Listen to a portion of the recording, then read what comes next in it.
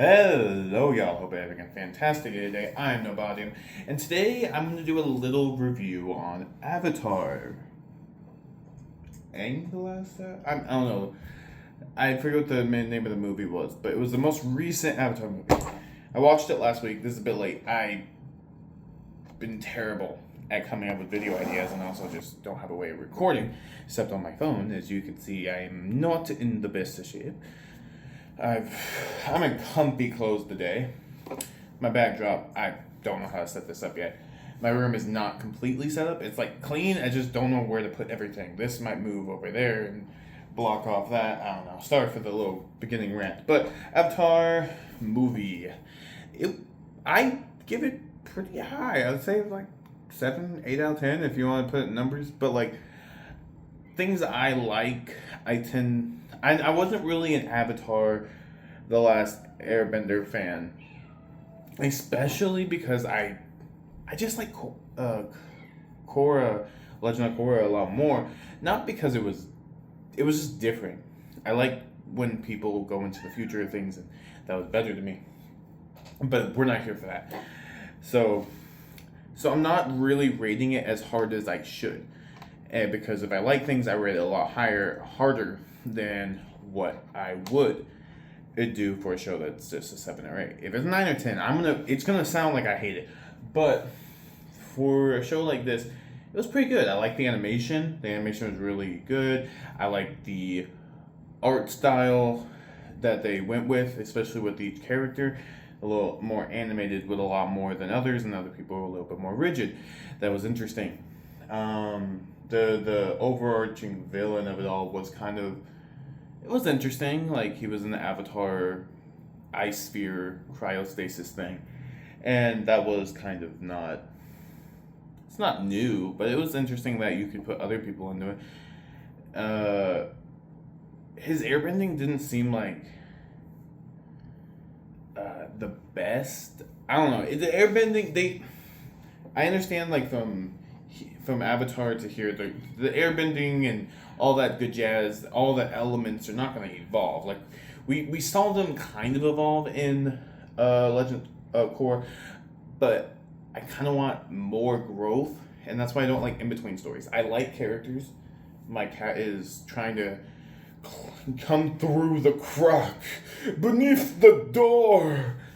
But yeah, I like the story. I hope in the new one, I don't remember, the little girl missing a leg and she has a twin. I think that's gonna be real cool and all that. But that's my point.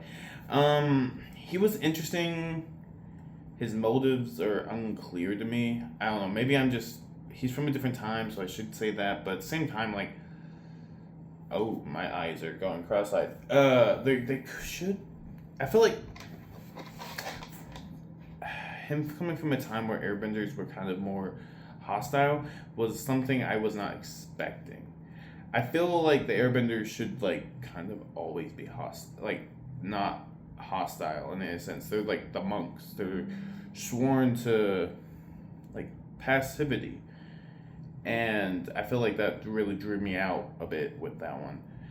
And then the martial arts didn't seem like it was more elemental rather than martial arts, which was kind of dumb in a way to me, because like the martial arts were kind of a big deal because each fighting style had to be different, because rock's rigid, so you have a different fighting style outside of that. And then fire is a little more smooth, but also it's hot, and so you have to be out of the way. And then water's fluid, you kind of fluidity with it. And then we have airbending, which is the full-on fluidity, because it's all around you. You can do anything. Some missed points that they should have done is they should have shown bloodbending from Katara. I'm not sure if she learned it. I'm gonna be honest, I skipped all the way up through Fire, season 3. But she ran out of water, and she's like, I don't got any water, which I don't hate, because right after we got to see Sokka do his weird bike thing, and it was amusing. It was for the plot, and I understand that. It was not even like 100% of an issue for me.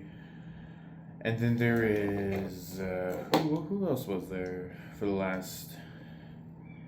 I mean, all the characters felt like them. The fighting was a little terrible. Everything else was kind of meh. The denied were kind of dumb because like they weren't denied anything. I mean, yes, they didn't have elemental abilities, but that was kind of dumb basis. Honestly, the more I talk about, the less I like it. I hate the ending too.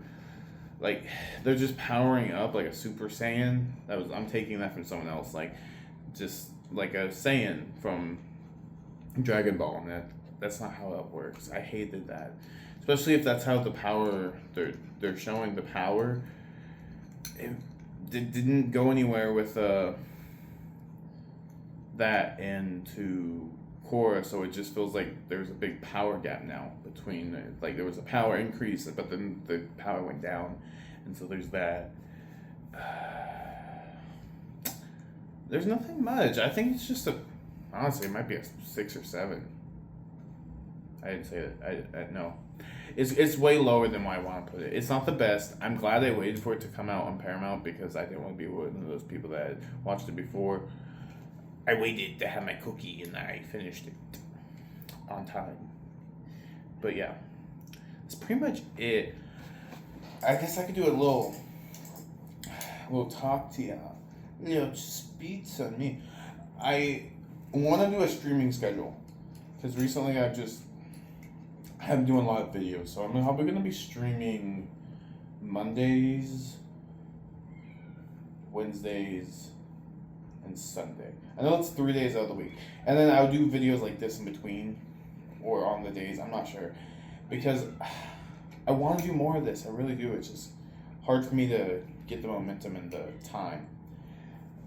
And the videos would be random. If it's not gaming related, then it's just gonna be random like this. Because I've been doing reviews for a little bit, and yeah. My next video will be on Spider-Man: Brand New Day, which I really liked. It is my favorite Tom Holland film so far. Like in Spider-Man, he's my favorite. Outside No Way Home. No Way Home is just too good. But yeah. Thank you for my little rant on Avatar, and I hope to see you again in the next one. Bye-bye.